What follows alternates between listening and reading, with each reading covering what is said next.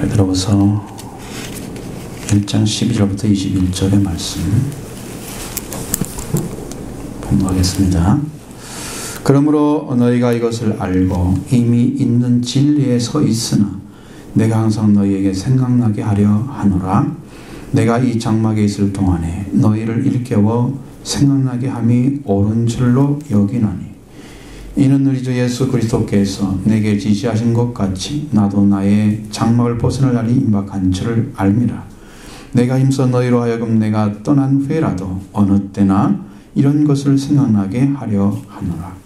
우리 주 예수 그리스도의 강림 능력과 강림하심을 너에게 알게 한 것이 교묘히 만든 이야기를 따른 것이 아니요 우리는 그의 크신 위엄을 친히 본저라. 지극히 큰 영광 중에서 이러한 소리가 그에게 나기를 이는 내 사랑하는 아들이요 내 기뻐하는 자라 하실 때에 그가 하나님 아버지께 존귀와 영광을 받으셨느니라. 이 소리는 우리가 그와 함께 거룩한 산에 있을 때에 하늘로부터 난 것을 들은 것이라.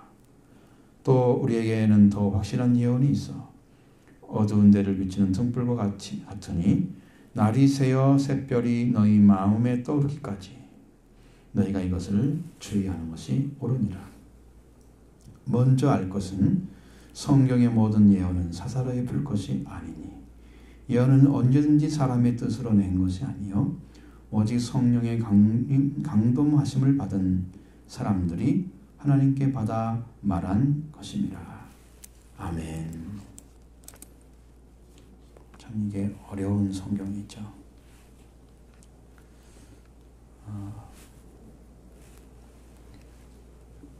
주님께서 애를 주시면서 역사해 주신 집회를 내가 그 과거에 있었던 초보적인 말씀이 아니고 우리 청소년들 과거에 했던 그런 집회가 아니고 하나님이 이제는 회복을 이루시는 성령의 역사로 함께 하셨다는 거죠. 그때는 말씀이 깊지 않았어요. 그러니까 거기에 대한 말씀은 참 진실하고 옳았는데 깊지는 못했어요. 바르게 전하지 못하죠. 그런데도 순수했기 때문에 하나님 일을 하셨어요. 거짓 없이 증거를 했으니까 그럼 주님이 앞장서서 일을 합니다. 앞장서서 일을 하죠. 이번 집회는 또 저는 봤습니다. 성령께서 일하는 걸 봤습니다. 제가. 성령이 임하시는 모습이 과거에 우리 교회에서 봤던 모습이 똑같았어요. 그 정도 성령이 역사하면 은혜를 받는 게 맞아요. 은혜를 임하는 게 맞아요. 감격스러운 집회였습니다. 목사님 나중에 지금 끝나고 나서 참 하나님 은혜가 임했다고 막 악수를 하시고 막 기뻐하시는 모습을 제가 확인을 했습니다. 그래서 하나님은 분명히 일을 하신 건데 이게 수준이 너무 높은 일이기 때문에 아마 그것을 가슴속에 깊이 사무치게 들어와서 그 말씀으로 감격으로 들어간 사람들이 적은 것 같아요. 그래도 은혜는 입었습니다. 여러분 10년 가운데 감동하시고 역사하시는 그 은혜를 여러분 가져오신 것을 믿습니다. 돌아온 아들이 주어진 그 축복이 바로 하나님 창조하신 세계에 주어졌던 그 주인의 자리를 다 찾아준 거예요. 새 옷이나 가락지나 새 신을 신은 것이 바로 그 표시입니다. 가락지는 아들의 권리를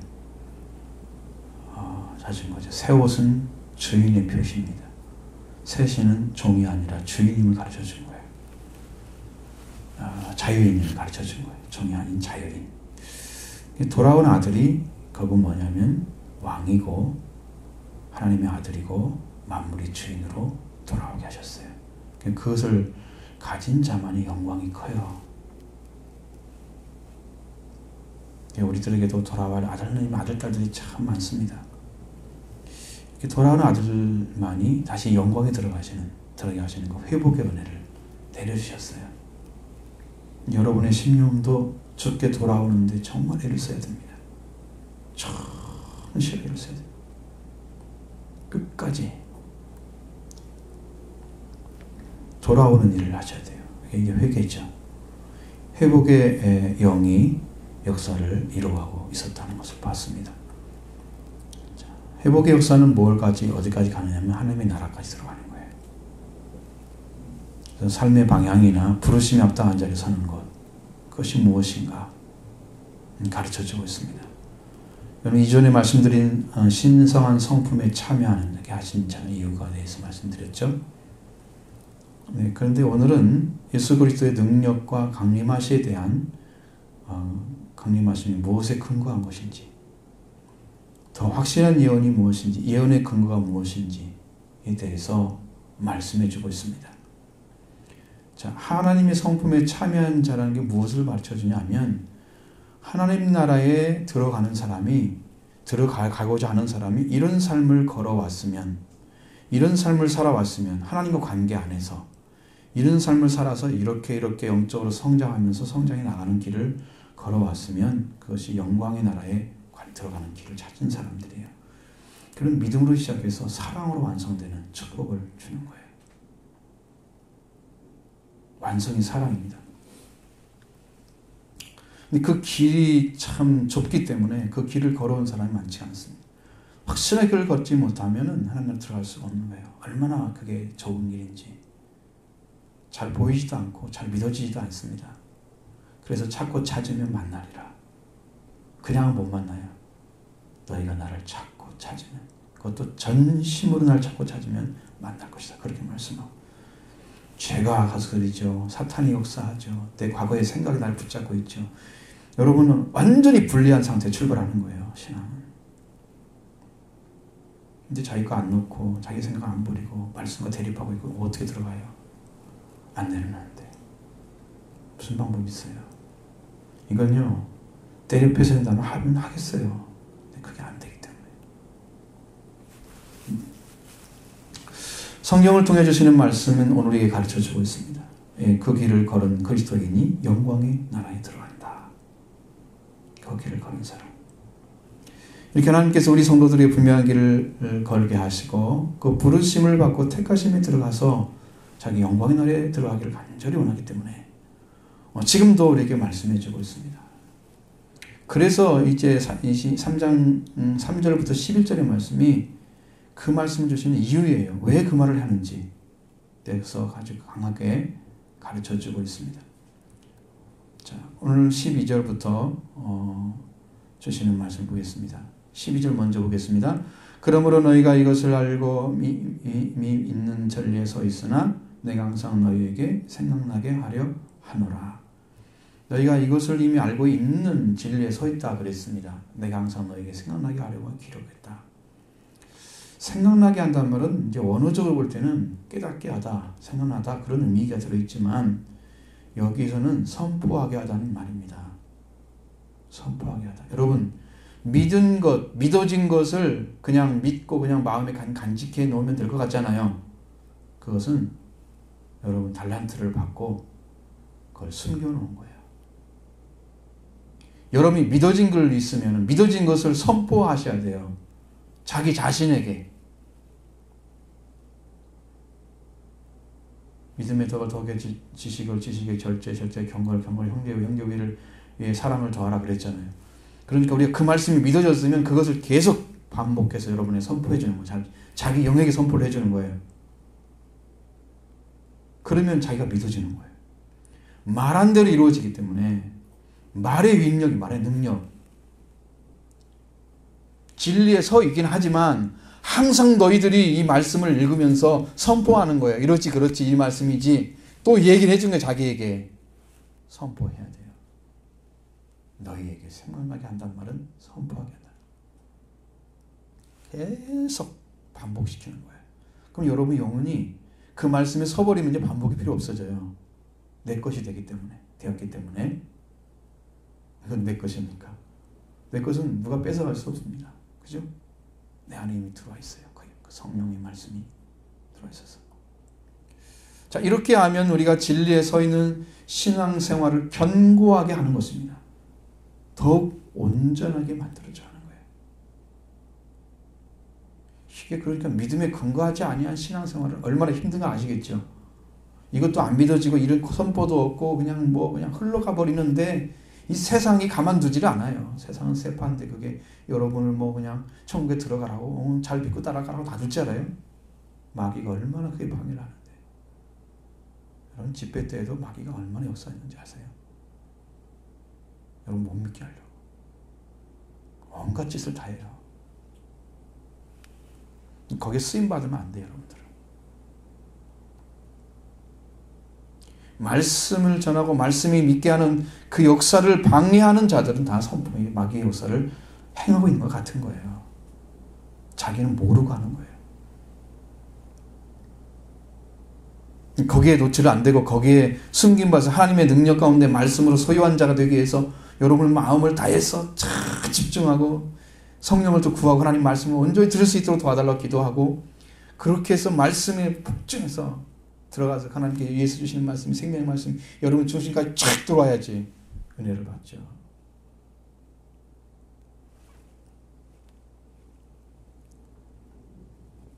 베드로는요 이렇게 보면서 자신의 죽음을 이미 알고 있었던 것 같아요. 이게 성경을 보면 자 13절 14절에 그 말씀 봅니다.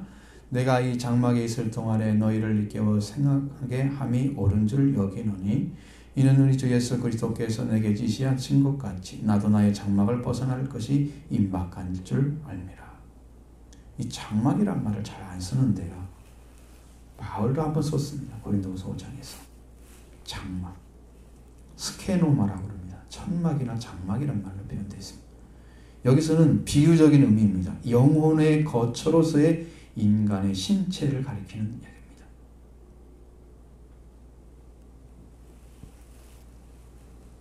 베드로가 이 세상에 살아가는 동안에 아직 주님께 가기 전이죠.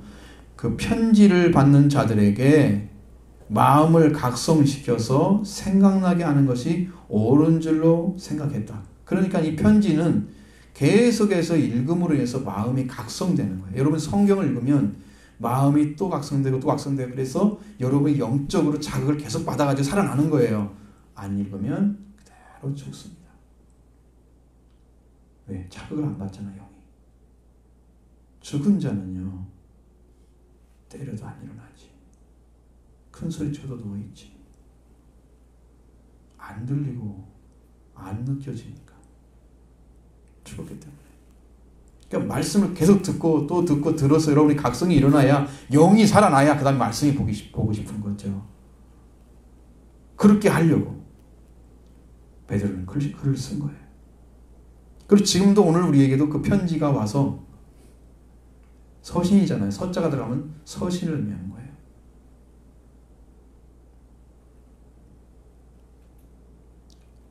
구약 성경에서 서자를 쓰는 성경이 전도 그렇게 잘 안 되잖아요. 전도서 그건 서자를 붙여야 돼요. 다른 성경은 서자를 안 써요. 마태복음 그리고 사도행전 서자 안 써요. 어떤 것만 쓰냐면 편지만 서자를 쓰는 거예요. 마지막에 서신이라는 의미예요. 그러니까 지금도 우리한테 편지가 왔어요. 이 말씀으로 베드로를 통해 주셨어요. 하나님께서. 그게 우리 마음을 각성시키잖아요. 베드로는 주님께서 세상을 벗어날 때가 가까웠음을 계시를 받았습니다. 어느 쪽 보면 계시를 갖다 놓아요. 여기 그렇게 안 나오죠. 그래서 그는 베드로후서를 남기고 있습니다. 베드로는 주님께 주신 말씀으로 그리스도 예수님으로 말미암아 놀라운 복음을 가르쳐져 있고 또 능력 있는 사역으로 교회를 깨우는 사역을 하고 있었습니다. 그리고 베드로는 마지막 때에 있을 주님의 재림에 대한 이야기도 받았습니다. 그래서 여러분 전서를 말씀드리지 않고 후서를 얘기하는 것은 대사님과 전후서를 통해서 연결된 부분을 여러분의 다시 말씀을 드리려고 해서 그런 거예요. 그게 중요한 거예요. 연결선상을 잘 보셔야 돼요. 자, 지금뿐만 아니라 장막을 떠난 후에 자기가 생을 떠난 후에라도 어느 때나 이런 말씀을 기억나게 하려고 했다고 이야기합니다. 15절 보겠습니다. 내가 힘써 너희로 하여금 내가 떠난 후에라도 어느 때나 이런 것을 생각나게 하려 하노라. 베드로는 열심히 너희로 하여금 내가 떠나더라도 어느 때나 이것을 생각나게 하려고 편지를 썼다 그랬습니다. 베드로의 열심을 가지고 집중하는 것은 뭐냐면, 베드로가 무엇을 가지고 사람들에게 집중해서 증거하느냐? 오직 예수 그리스도를 닮아가는 온전한 관계를 말하고 있는 거예요. 주님이 오시면, 여러분 주님과 관계가 세워지면 여러분이 뭐에 집중하느냐? 생각이나 생활이 예수 그리스도에게 집중을 해요. 베드로에게 얻은 은혜, 성령을 통해서 주신 은혜는 예수 그리스도였습니다. 죽음과 부활이 완전한 진리가 들어와 있어요. 베드로 전서 보면 다 나오잖아요. 그게 얼마만큼 정확하게 베드로가 복음을 이해했는가를 알 수 있습니다. 그 완전한 그리스도, 예수 그리스도에 대한 집중, 그리고 그 예수 그리스도를 통해서 여러분이 하나님의 나라에 들어가는 자들은 예수님을 만나서 예수님을 닮아가는 거예요. 예수님을 닮아가는 거예요. 그럼 예수님의 성품이 오는 게 닮아가는 거죠. 예수님의 성품으로 여러분이 들어가서 점점점 예수님의 성품화 되는 것이 닮아가는 거예요. 그러니까 씨앗이 떨어지면 그 씨앗 안에 들어있는 것들이 나가지고 그 안에 씨가 맘대로 원하는 대로 열매 맺잖아요. 예수 그리스도의 생명의 씨앗이 떨어지면 여러분 안에 그것이 열어져서 그것이 원하는 대로 예수님의 성품을 만들어가요. 그러니까 여러분이 예수님을 닮게 되는 거죠. 그건 자연스러운 거예요. 뭐 내가 닮아야지 이렇게 의식적으로 하는 게 아니에요. 오신 분이 닮게 만들어요. 그분이 씨앗이기 때문에. 응? 말씀이고 씨앗이고. 그래서 그 씨앗이 다 열려서 열매가 맺어져 가지고 그렇게 되면 하나님 나라의 추수가 되는 거예요. 열매가 되는 거죠. 베드로는 거기에 집중하고 있는 거예요. 그러면 오늘 베드로는 어떤 것에 더 중심을 두고 있느냐? 예수 그리스도에 대해서는 이미 전서에 다 얘기했기 때문에 후서는 예수님의 재림에 대해서 집중하고 있습니다. 그러니까 여기도 나와 있죠. 예수 그리스도의 능력, 그 강림하심을 알게 하는 것은 베드로가 무엇을 목격해서 그것을 알고 있는가에 대해서 그 부분을 아주 두드러지게 생각하고 말씀을 열어놨습니다. 16절 보겠습니다. 우리 주 예수 그리스도의 능력과 강림하심을 너에게 알게 한 것이 교묘히 만든 이야기를 따른 것이 아니요 우리는 그의 크신 위엄을 친히 본 자라. 아멘. 우리는, 베드로는 우리 주 예수 그리스도의 능력과 강림하심을 너에게 알게 한 것이 교묘히 만든 이야기를 따른 것이 아니다. 그리고 자기는, 우리는 이제 그의 베드로에 속한 사람들이죠. 친히 예수님의 그 위엄을 봤다 라고 이야기하고 있습니다. 자, 우리 주 예수 그리스도의 강림하심과 베드로가 그 강림하신 베드로가 이 편지를 받고 있는 자들에게 알게 하는 이야기는 뭐냐면 교묘히 만든 게 아니다. 그럼 이게 뭐냐면 베드로가 알게 하는 것은 예수 그리스도에게서 오는 구원을 계시한다는 말이에요. 자, 예수 그리스도에게서 받은 구원, 그것을 하나님께서 우리에게 계시해 주는 거예요. 그것을 알게 한다는 의미의 그리노저라는 말을 썼습니다. 이쪽 연결해 보세요. 우리 주 예수 그리스도의 능력과 광대하심을 너에게 알게 한 것은, 알게 했다고 그랬죠? 그 알게 한 것이 바로 예수 그리스도에게서 오는 하나님의 구원의 계시를 말하는 거예요. 그러니까 구원이라는 것은 바로 예수 그리스도를 통해서 온다는 거예요. 그걸 하나님은 우리에게 가르쳐 줬어요. 베드로가 그걸 쓰고 있는 거예요, 지금. 자, 베드로는 예수 그리스도의 능력과 강림하심을 하나님의 구원 계획이 그리스도 안에서 이루어졌음을 선포하고 있으면서 그의 위엄을 친히 목격했다고 밝히고 있습니다. 이것이 왜 어떻게 연결이 될까? 참 굉장히 연결이 안 되는 부분이에요. 예수님의 능력과 강림하심과 베드로가 예수님을 친히 목격한 것과 어떤 관련이 있을까? 그것이 진짜 어려운 거예요. 그래서 이것은 베드로는 이렇게 얘기하죠. 교묘히 만든 이야기를 따른 것이 아니요. 원어의 뜻을 보면 이렇게 되어 있습니다. 지혜롭게 한 신화를 복종한 것이 아니라, 이런 말입니다. 여러분, 그 당시에 로마 사회는 지금 우리들이 많이 즐겨서 읽는 그리스 로마 신화 있죠. 그 신화로 가득 찬 세계입니다. 바울이 복음을 전하러 왔을 때도 스스와 제우스 그 신이 나타났다고 자기들이 믿는 그 가짜 신이잖아요. 사람들이 만드는 지혜롭게 만들어가지고 그것이 뭐라고 꼭 한 것처럼 보여지게 그 느끼게 만들잖아요. 진짜처럼. 그렇죠? 그렇게 만든 거예요. 이게 지혜롭게 만들어서 신화를 그래가지고 그것을 보고 복종한 게 아니 그걸 따라간 게 아니란 뜻입니다. 그걸 아주 단호하게 밝히고 있는 거예요. 이 지혜롭다는 말이 무슨 말이냐면 사람들이 이해하기 쉽게 어려움 없이 받아들이도록 그렇게 신화를 만들었어요. 사람들 마음에 그렇게 사람들이 만든 신화를 받아들여서 그걸 신으로 믿고 있었습니다. 거기에 전체적인 메시지가 있을까요? 구원이 있을까요? 다 거짓입니다. 신화는 신화일 뿐입니다.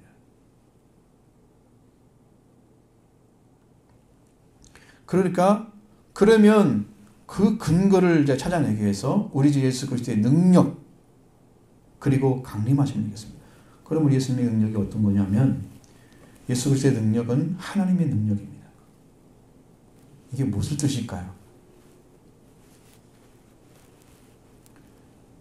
예수님을 통해서 하나님이 사탄의 날을 쳐부셨습니다. 그게 하나님의 방법이에요. 근데 예수님이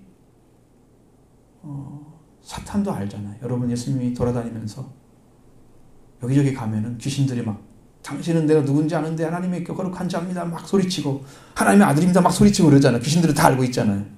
귀신들 세계는 이미 예수님이 하나님의 아들인 걸 다 알았어요. 하나님인 걸 다 알았어요. 여러분 그런 세력들을 때려 부시지 않으면 이길 수가 없잖아요. 능력이 나타나는 것은 사탄의 세계를 때려 부시는 걸 얘기하는 거예요. 사탄을 권능, 지혜, 사탄이 가지고 있는 지혜는 죄를 짓게 하는 거예요. 그의 권능은 죽음을 주는 거예요. 예수 그리스도가 그걸 때려 부셨습니다. 하나님이 숨기셨죠. 하나님, 사람 안에 하나님을 두셔서 사람 안에 하나님이 계셨습니다. 그 예수님이 하나님의 능력, 하나님의 지혜였습니다. 예수님 사람 안에 하나님이 계시는 모습으로 세상에 태어나셨고 그런데 마귀는 어떻게 하느냐면 사람을 멸하는 방식으로 예수 그리스도를 십자가에 죽이면 끝나는 것을 생각을 했습니다. 자기가 이겼다고. 그 안에 하나님 계심을 몰랐습니다. 그는 하나님이시기 때문에 다시 살아나셨어요. 그리고 마귀가 가지고 있는 그 죄를 영원히 제거하시고 예수를 믿게 되면 예수님 우리 안에 죄를 씻어주시는 능력을 가지고 계십니다. 보혈의 능력입니다. 옛 죄로부터 지금까지 지었던 모든 죄가 한 번에 사라집니다. 권능을 줬습니다. 그리고 마귀가 가진 능력, 권능인 죄와 죽음의 세력을 무력화시켜서 우리를 구원해 줬습니다. 이것이 우리가 찬양할 노래입니다. 우리를 영원히 구원하셨네. 찬양할 노래입니다. 이것이 예수 그리스도의 능력이에요. 하나님께서 그리스도 안에서 행하신 하나님의 능력이 예수 그리스도입니다. 이렇게 완성된 구원이 우리 주 예수 그리스도의 능력인데 그리고 그 능력으로 하나님 나라를 이루어가고 계시는 거예요. 악한 영을 쫓아내고 귀신을 쫓아내고 병을 고치는 거. 그건 예수 그리스도 왕이라는 뜻입니다. 왕의 권세와 능력을 가지고 지금도 일하고 계시는 거예요. 그 권세를 사용하십니다. 이 예수 그리스도께서 이 세상에 우주적으로 강림하실 것입니다. 그 능력을 가지고 이미 마귀는 패했잖아요. 그 능력을 가지고 오신 분 앞에 마귀가 도전하겠습니까? 하면 당하죠. 완전히 당할 것입니다. 이 강림이란 말은 파루시아입니다. 이건 재림을 가리키는 거예요. 내가 항상 말씀드렸죠? 다시 임하는 것을 재림이라고 그러잖아요. 성경에 없는 단어. 강림이란 말은요, 우리나라 말은 완전히 틀려요. 신령이 내려서 어쩌고저쩌고 그렇게 나와 있어요. 이 말하고는 전혀 다른 얘기예요. 우리는 신령 얘기하는 거 아니에요. 구원의 능력으로 이 세상에 예수 그리스도께서 다시 오시는 그 능력을 가지고 그에 대해서 베드로는 우리는 그의 크신 위엄을 친히 목격한 자라 그에 대해서 우리는 관계가 어떻게 돼 있어요? 그분이 어떤 분인가를 우리에게 소개해 주려고 하는 것입니다. 위엄을 가졌다는 것. 점잖고 엄숙함을 가졌다. 우리 말로는 그렇게 돼 있어요. 위엄을 가지셨어요.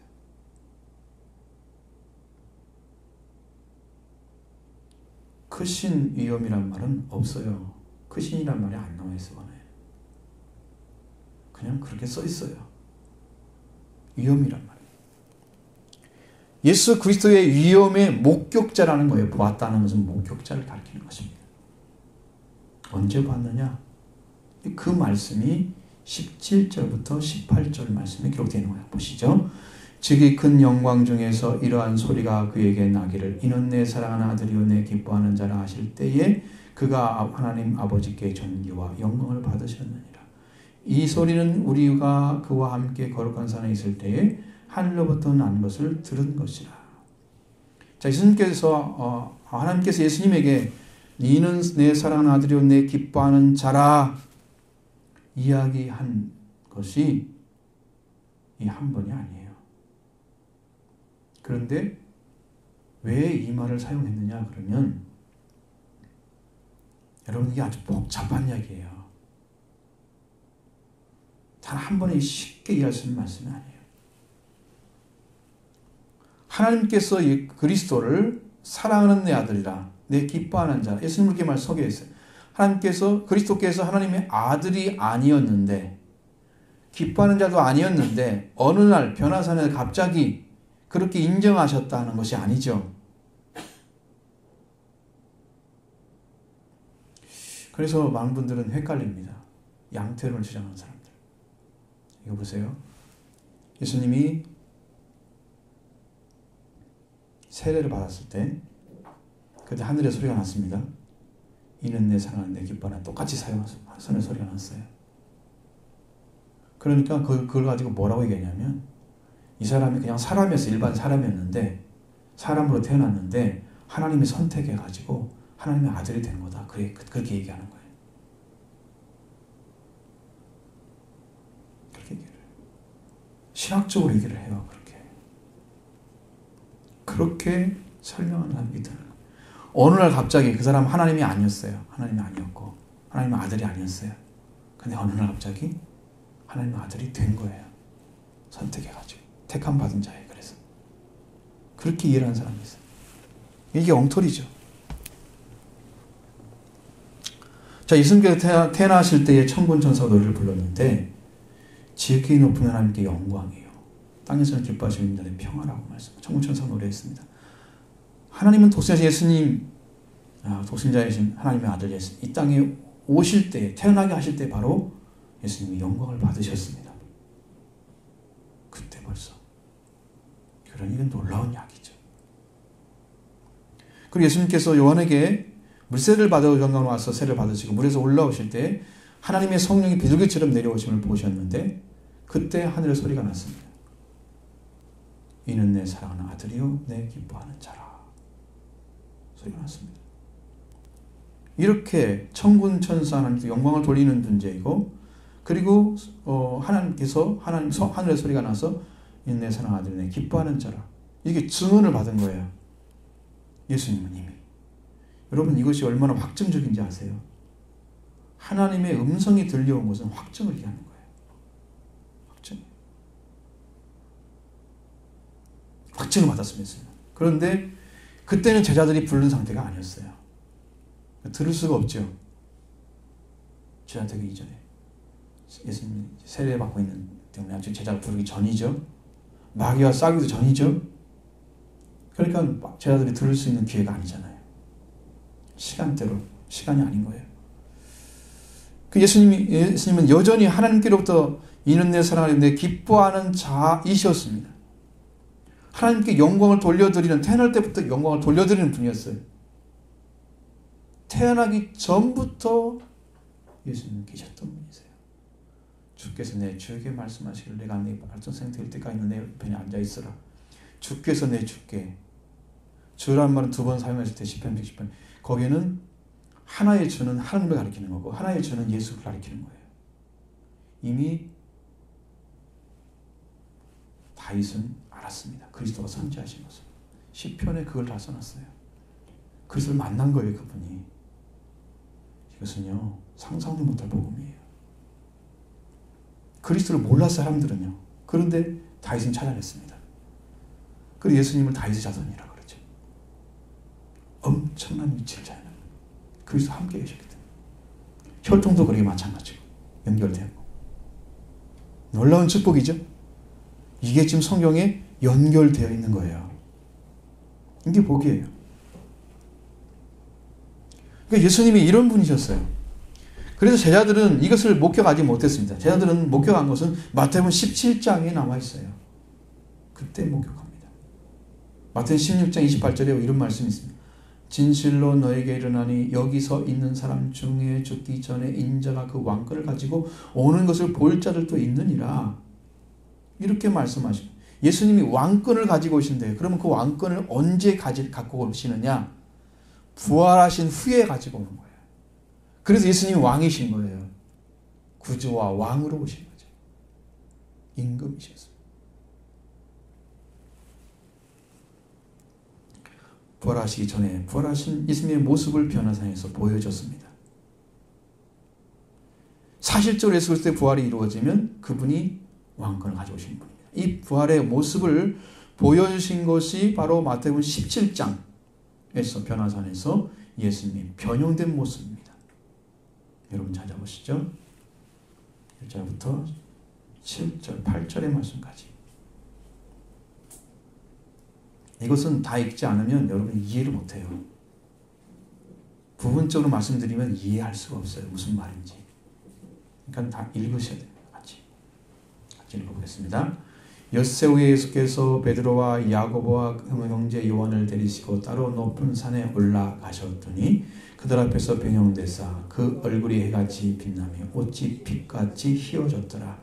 그때 모세와 엘리야가 예수와 더불어 말하는 것이 그들에게 보이거늘 베드로가 예수께 여쭤 이르되 주여 우리가 여기 있는 것이 좋사오니 만일 주께서 원하시면 내가 여기 성막셋을 짓되 하나는 주님을 위하여 하나는 모세를 위하여 하나는 엘리야를 위하여 하리이다. 말할 때에 호련히 빛난 구름이 그들을 덮으며 그 구름 속에서 소리가 나서 이르되 이는 내 사랑하는 아들이요 내 기뻐하는 자니 너희는 그의 말을 들으라 하시는지라.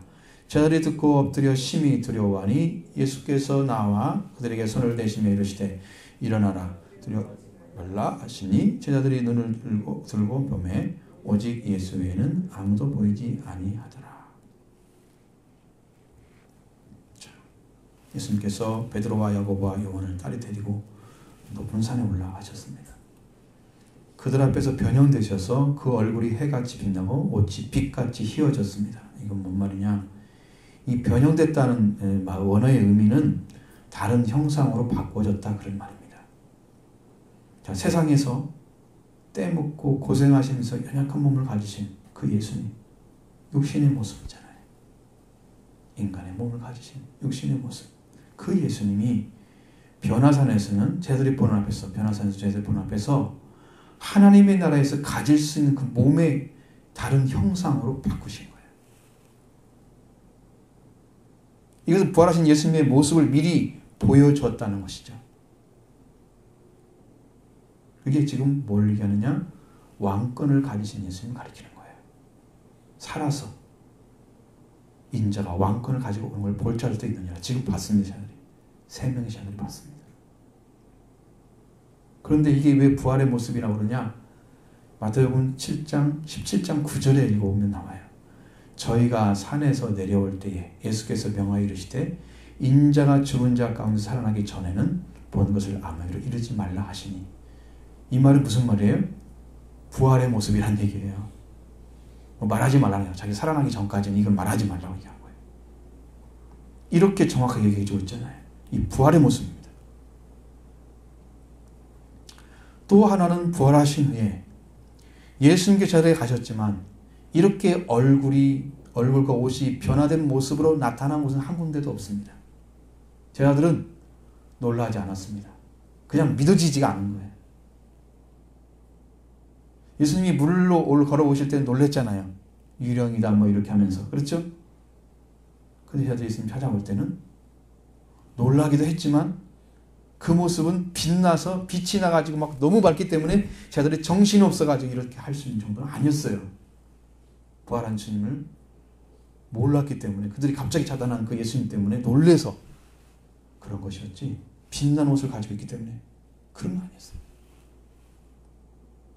오히려 성경에 보면 마태복음 28장에 보면 천사들이 빛난 옷을 입고 있으니까 경비병들이 놀래가지고 막 몸이 굳어있던 모습을 나타내고 있어요. 오히려 천사들이 강하게 나타나고 부활한 예수님은 그냥 나타나요. 보이지 않아요. 그런 모습이 안 보여요. 정반대입니다. 이 표현된 예수님의 모습이 얼굴이 같이 빛나며 옷이 빛같이 휘어졌다. 그때 모세와 엘리야가 예수님과 더불어 말하는 것을 세자들이 보았습니다. 베드로는 여쭙니다. 주여, 우리가 여기 있는 게 좋습니다. 만일 주께서 원하시면 내가 여기 처막을 새를 지어서 하나는 주님을 위해서 짓고 하나는 모세를 위해서 하나는 엘리를 위해서 짓겠습니다. 이것은 허락하는 것이 하나님 허락하는 것이 아니었지. 그러니까 그 말을 하지 말자 하늘에서 호련히 빛난 구름이 그들을 덮었습니다. 그리고 구름을 나서 소리가 났습니다. 이는 내 사랑하는 내 기뻐하는 자다. 너희는 그의 말을 들으라고 말씀하시. 이 호련히 빛난 구름이 그들을 덮으며 구름 속에서 소리가 났다. 이것은 지극히 큰 영광 중에 구름 속에 들려진 그 음성은 내 사랑하는 내 아들 내 기뻐하는 자라 음성이 들려왔죠. 그때 이 음성이 들려올 때에 예수님은 하나님 아버지께 존귀와 영광을 받으신 거예요. 그때 그 부활이 되어야 주님이 존귀와 영광을 받으시는 거예요. 부활이 되면 바로 예수님이 이러한 자랑을 보여줬습니다. 이러한 분이십니다. 우리에게도 오늘날 우리에게도 부활의 주님이 계십니다. 이 말씀을 하나님께서 받으신 아들은 아버지께서 아들과 기뻐하는 자는 음성으로 아들심을 증언해 주는 거죠. 그 음성을 들으신 예수님은 하나님의 형상의 그 모습으로 돌아가셨음을 가르쳐 주는 거예요. 그것이 바로 존귀와 영광이에요. 받으셨어요. 그 전의 모습은 초라한 인간의 모습. 하나님 계셔 하나님이시지만 그것만 우리에게 보여줬잖아요. 이렇게 존귀와 영광을 완전하게 가지신 하늘에 속한 그분인 것을 누가 알았어요? 아무도 몰랐습니다. 근데 베드로는 그걸 봤단 말이에요. 그 음성이 들려질 때에 존귀와 영광을 아버지께 받았어요. 예수님. 베드로는 그렇게 해석합니다. 자, 그런데 우리가 성경을 보면 또 한 가지 중요한 사실이 있습니다. 시편 88편의 3절로 5절에 가면 이 말씀이 연결이 되기 때문에 여러분이 이해를 하셔야 돼요. 그러면 말씀을 은혜받을 수가 없어요. 정확히 이해를 하셔야 돼요. 시편 8편 3절로 5절 말씀에 이렇게 기록되어 있습니다. 주의 손가락으로 만드신 주의 하늘과 주께서 베풀어 두신 달과 별들을 내가 보오니 사람이 무엇이기에 주께서 그를 생각하시며 인자가 무엇이기에 주께서 그를 돌보시나이까. 그를 하나님보다 조금 못하게 하시고 영화와 존귀로 관을 씌우셨나이다. 이건 다윗이 쓴 거라고 봅니다. 말씀으로 기록 안 돼 있죠. 영화와 존귀로 관을 씌우는 인간이에요. 사람을 말하는 거예요. 인자란 말 쓰고 사람이란 말 썼습니다. 그 인자 영광과 존귀, 영화와 존귀 이것을 쓰신 것 사람인데 이걸 인간이 잃어버렸어요. 그런데 예수님이 이걸 다시 찾아주신 거예요. 여기 변화산의 모습을 통해서 영광과 존귀를 다시 받으셔서 사람이 예수를 믿게 되면 그리고 부활의 자리에 서게 되면 그 사람에게 주실 은혜가 바로 이건 걸 가르쳐 준 거예요. 이 부활의 주님이 여러분 안에 들어오셔서 다시 부활하시면 이 존귀와 영광을 여러분이 갖게 되는 거예요. 여러분 정말 죄송하지만 이렇게 존귀와 영광을 받은 부활의 주님이 오신 자만 공중 혼인잔치에 올라갑니다. 정말 미안한데 여러분이 신앙생활이 그렇게 간단한 게 아니에요. 자꾸 찾지 않으면 결단코 못 들어간다. 여러분, 이렇게 높은 자리에 있어요. 그 부활의 권능이 어떻게 임하는가 나 그걸 몰랐는데 이제 알게 됐습니다. 그것이 얼마나 정확히 믿어지냐. 왜 부활하신 예수님을 영접한 자들이 왜 50일 후에 성령을 받았을까? 부활한 주님이 바로 성령의 첫 열매라고 나와 있어요. 그것이 여러분한테는 미랄이라고 가르쳐졌죠. 그 예수님이 영접한 다음에 오순절이 50일 후에 와요.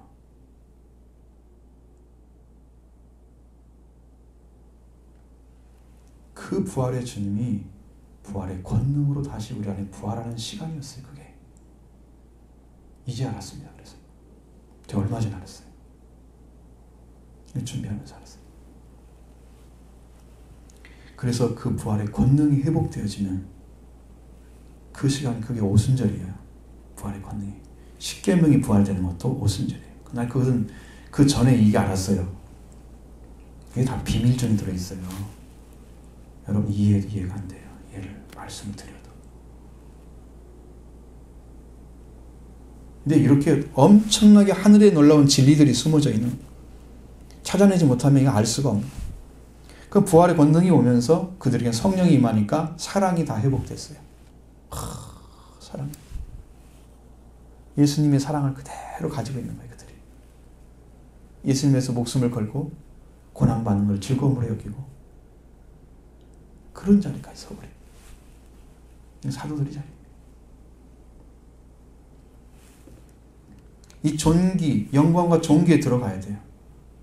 근데 이 시편에 나와 있는 존귀, 영화와 존귀, 영화란 말은 카보드라는 말이에요. 카보드는 되게 영화란 말로 해석하지 않습니다. 영광이란 말 해석해요. 영광과 존귀가 똑같은 단어예요. 이것이. 예수님이 이루신 거예요.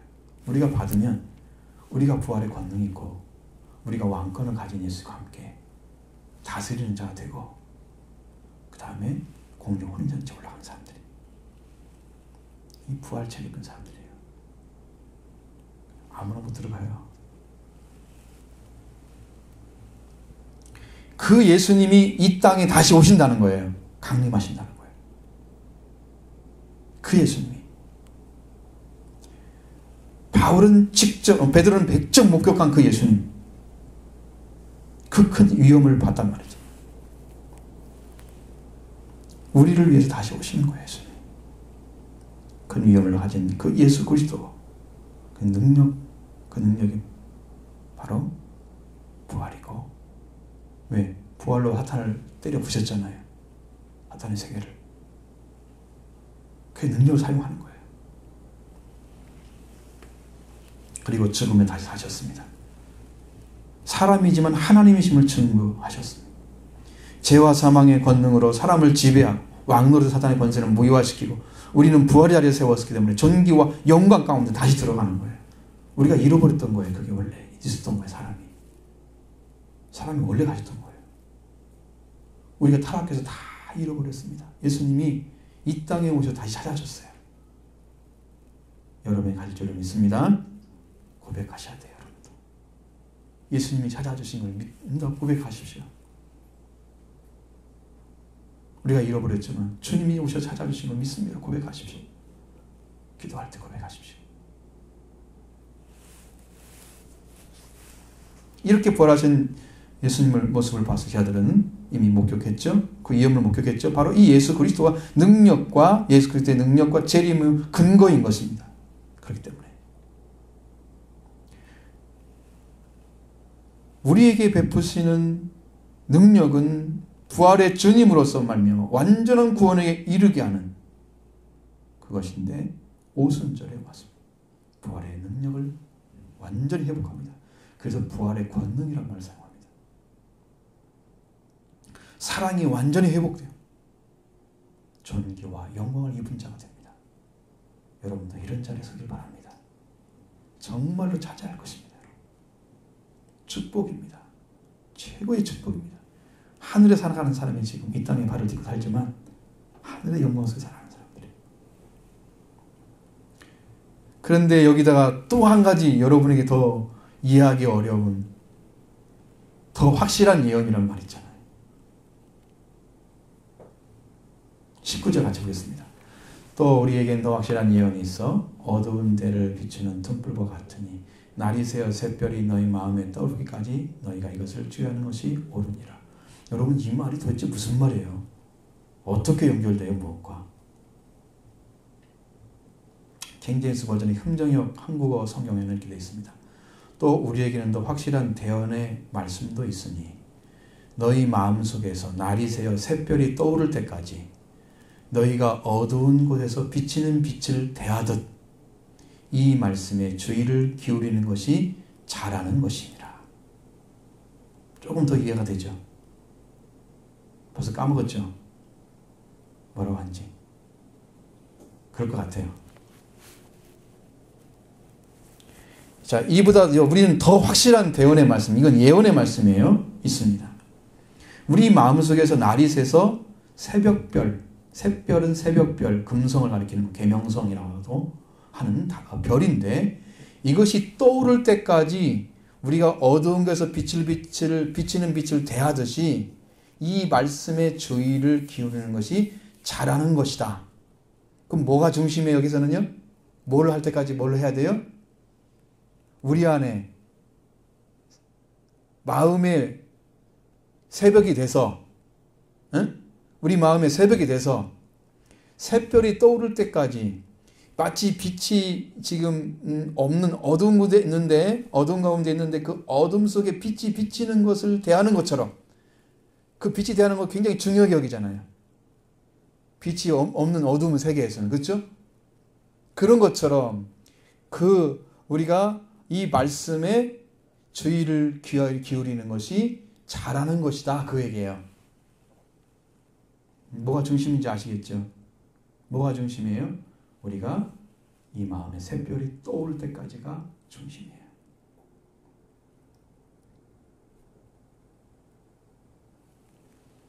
우리가 어둠 속에서 비치는 빛을 대하듯이 어둠 속에 빛이 딱 하나 있으면 그것을 여러분 굉장히 소중히 여기잖아요. 귀하게 보고 있잖아요. 그것처럼 잘 모르지만 그 무엇인가 있잖아 그게. 그러니까 그것을 귀하게 여기고 그 빛을 잃어버리지 않으려고 찾아가잖아요. 빛을 향해서. 그래가지고 뭐가 와요? 마침내 아침이 와요. 아침이 와요. 그리고 마음에 샛별이 떠올라요. 금성이 떠오른 거예요. 이 금성은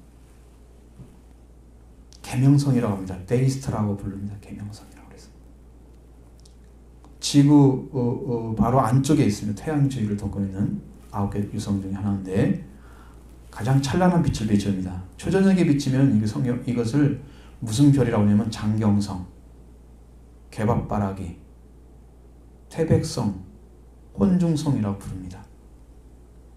들어보셨어요? 개밥바라기도 들어보셨어요? 초저녁에 빛이 나요. 금성이. 그렇게 얘기해요. 새벽에 보면 샛별, 명성, 계명성이라고 부릅니다. 달라요, 이름이. 그러니까 이름이 많다는 것은 사람들이 그만큼 관심이 컸다는 거예요, 이 별에 대해서. 이 별이 떠오르게 되면 얼마 있지 않으면 태양이 곧 떠서 아침이 되는 거예요. 예수 그리스도가 재림하시는 날이 되는 거예요. 그럼 샛별이 누구예요? 예수 그리스도를 가리키는 거예요. 여러분의 신앙 가운데, 여러분 마음 가운데 모든 것이 다 사라져도 예수 그리스도의 한 분만이 중심이 되는 거예요. 영적으로.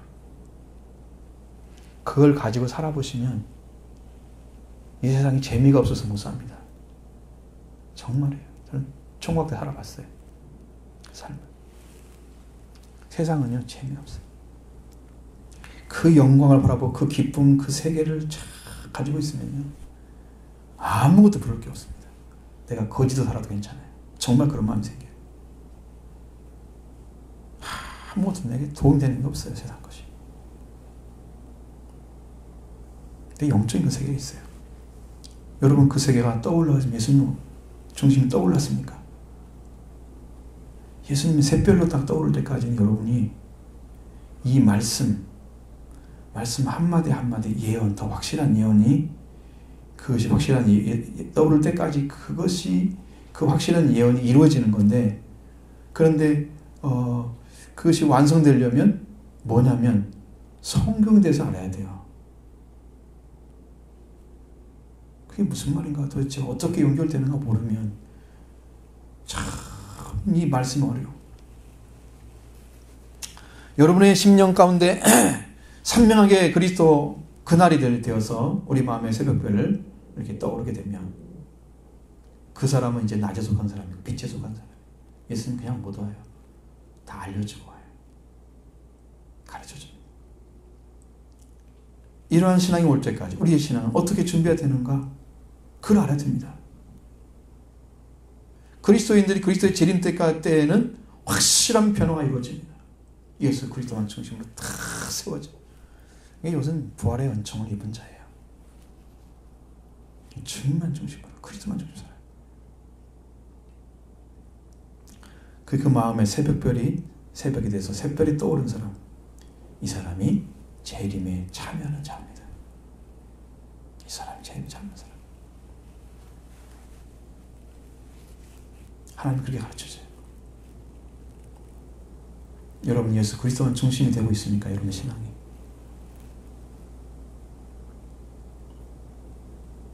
어둠 속에서 빛이 조금만 비춰도 참 소망이 되고 그러잖아요. 그러다가 새벽별에 대해서 탁 떠올라. 아 이게 빛인데, 아 이게 생명의 역사였구나, 이게 주님의 말씀이었구나, 이게 생명이었구나, 이게 축복이었구나, 이것이 알아져가지고 예수 그리스도가 딱 한 분이 잡혔어 이제 중심으로. 응? 그래서 여러분 마음의 중심이 이게 아침이 된 거예요. 영적으로. 이 사람은 언제 예수님이 와도 다 준비된 사람이에요. 그래서 아주 편하게 살 수 있어요. 준비되어 있으니까. 주님이 와서 이미 너는 내 것 알려줬는데 나는 주님의 것이야. 내가 뭐 걱정이 뭐가 있어. 오늘 죽어도 괜찮아요.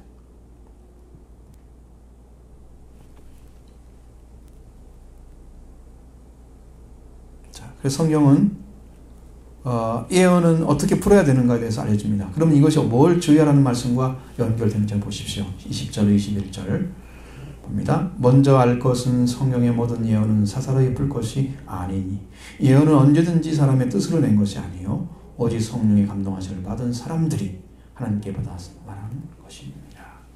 19절에서 무엇을 주의하라고 했느냐? 이 예언의 말씀이에요. 예언을 푸는 걸 주의하라는 거예요. 뭘 주의해야 돼? 예언.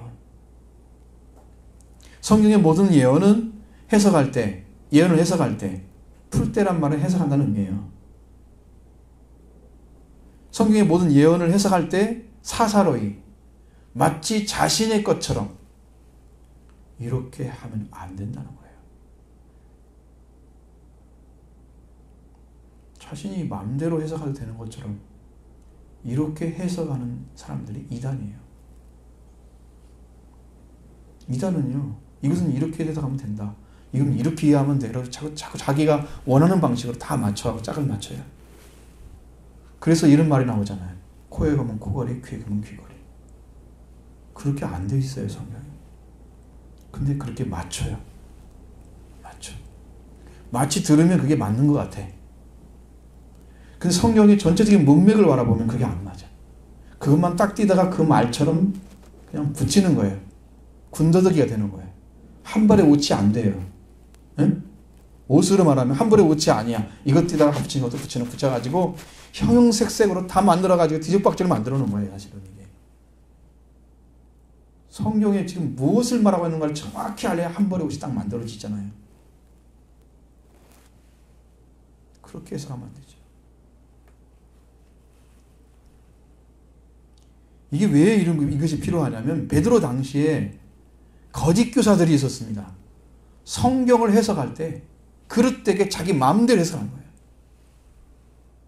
이 성경을 해석하는데, 성경의 예언을 바라보는 태도, 이것이 사람에게서 나온 것이 아닌데 마치 성경을 할 때 사람들이 뭐라면 이렇게 생각하고 저렇게 생각하고 이게 옳다, 그래가지고 이단들이 태어나는 거예요. 해석이 달라지니까. 생각이 달라지잖아요. 그럼 영적인 감각도 달라져 버려요. 그렇게 되면 예수님이 우리를 하나님의 길로 인도하는 그 은혜를 파괴시키는 사탄의 역사가 시작돼요. 왜? 올바르게 이해하지 않기 때문에요. 그렇게 말을 해줘도 사탄이 우리에게 어떻게 잘못되게 해줘도 우리는 그걸 파악을 못하고 따라가는 거예요. 그래가지고 예수님이 주시는 은혜가 아니기 때문에 점점점 예수님의 은혜와 관계가 깨어지면서 죽음으로 들어가는 거예요. 근데 거기가 그런 것이란 것을 못 깨달으면 이단에서 영원히 죽는 거예요. 멸망받는 거예요.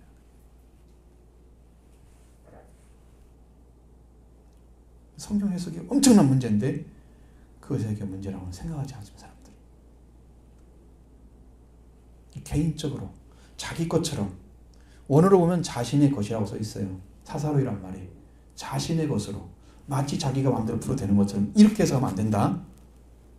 배도한 얘기예요. 주의해라. 악한 영이 들어옵니다. 이단 속으로 해석을 하면 악한 영이 들어와서 성경 해석을 인간적으로 혹은 전혀 의미가 맞지 않는 것을 해석해서 말합니다. 그게 마귀가 쓰는 방식이에요. 정통 교단에 할지라도 누가 이렇게 말했네 이렇게 말했는 게 아니고 하나님이 이렇게 가르쳤습니다. 이 예언의 말씀을 봐야 돼요.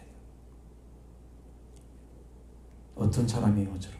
왜 그럼 사람들이 성경을 연구하느냐? 막 원을 연구하고 막 그 과거의 배경 지식을 연구하고 그건 필요하죠. 그런데 그걸 가지고도 하나님의 뜻을 알아내지 못하면 그것만 전한다고 해서 하는 말씀은 아니에요. 그러니까 성경은 그 모든 언어도 다 맞아야 되지만 하나님의 영이 주지 않는 것은 생명을 살리는 능력이 안 되는 거예요.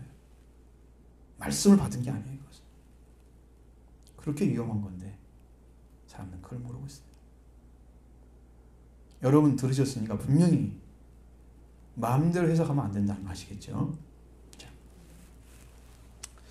자, 이렇게 합니다. 그래서 이렇게 말씀합니다. 예언은 언제든 사람의 뜻으로 난 것이 아니고 오직 성령의 감동을 받은 사람들이 하나님께 받아서 말한 것이다. 자, 성령의 감동을 받은 사람들이라 이 말은 이 감동이란 말이 성경의 말이 아니에요. 이 감동이란 말은 깊이 느껴 마음이 움직인다는 뜻이에요. 그러니까 내가 이제 성령으로 깊이 느껴가지고 마음이 움직여서 내가 그걸 기록했다. 그런 얘기가 되는 거예요. 그건 자기의 감정이, 자기의 사상이 섞여져 있는 성경은 아니죠. 성경은 굉장히 객관적이어야 됩니다. 하나님 말씀. 누가 봐도 자기 생각이 아닌 하나님의 말을 자기가 받아서 말한 것처럼 자기의 언어로 써놓은 거죠. 그것이 맞아요. 그래서 성경에는 성경 해석하는 사람들이 성경 영감론이라는 말을 써요. 신학적으로. 자, 헬라어로는요 이런 것이 있습니다. 카논이라는 단어가 사용합니다.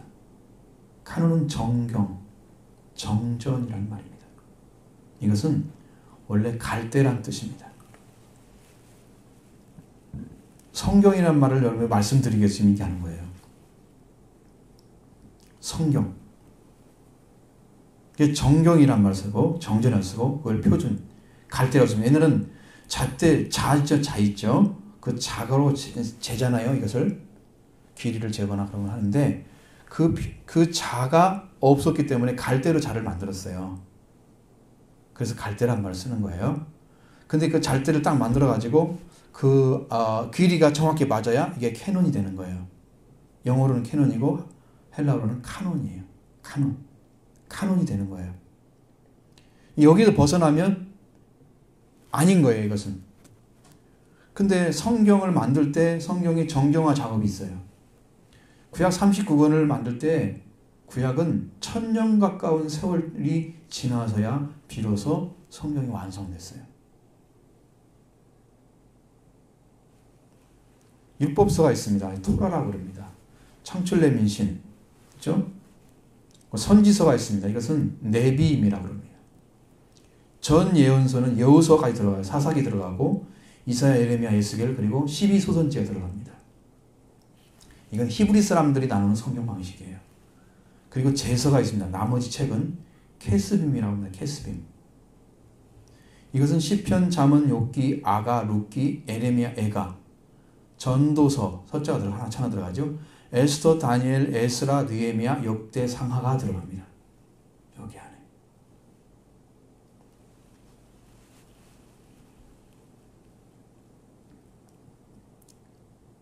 사무엘 상하도 들어가겠죠. 근데 이것이 제일 먼저 정경화된 성경이 뭐냐면 율법서입니다. 주전 400년경에 정경으로 받아들였습니다. 여러분이 말하는 창조레민신 있잖아요. 이게 왜 중요하냐면 예수님이 계실 때에 성경이라는 것이 뭐였는가를 지금 알려주기 위해서, 베드로가 살아있을 때 성경이라는 게 뭔가를 알려주기 위해서, 성경의 예언은 사사리 풀지 않아요. 그럼 언제 예언서가 되느냔 말이에요. 이 성경이. 그것을 모르면은 무엇을 말하는가 모르고 있잖아요. 막 구약이 있었다. 구약 어떤 게 있었는데 그때 해석이 할 수 없는 성경이 안 된 것도 있어요. 이 안에. 더러운 것도 있고. 그러니까 그것을 여러분 아시기 위해서 이것이 꼭 필요한 거예요.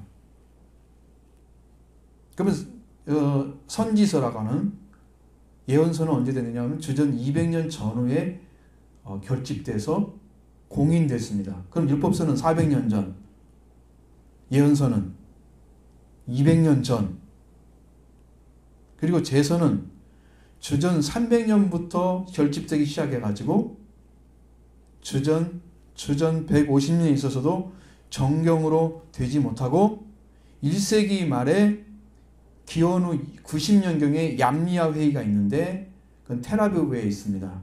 거기 랍비들이 모여가지고 이것을 성경으로 하자. 그렇게 만들어가지고 구약 성경이 AD 90년에 완성된 거예요.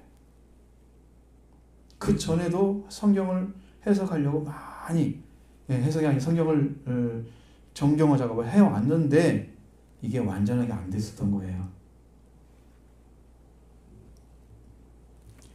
그리고 이제 3세기가 됐는데도 그때까지도 랍비들은 이건 구약 성경이 아니 잘못된 거야. 막 이거 논리가 많았는데 이론이 많이 끊이지 않았는데 얌야회 때 결정된 그것으로 그냥 오늘까지 와버린 거예요.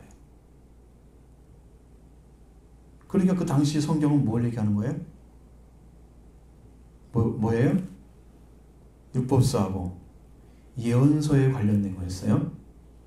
그 나머지는 성경이 아니었어요.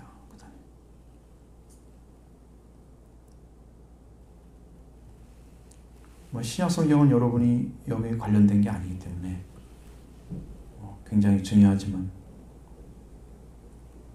그래서 21절에 말씀은 성경의 모든 예언은 사람으로부터 온 것이 아니고 오직 성령의 이끌림을 받은 사람들이 하나님께로부터 기원한 말을 받아서 말한 것입니다.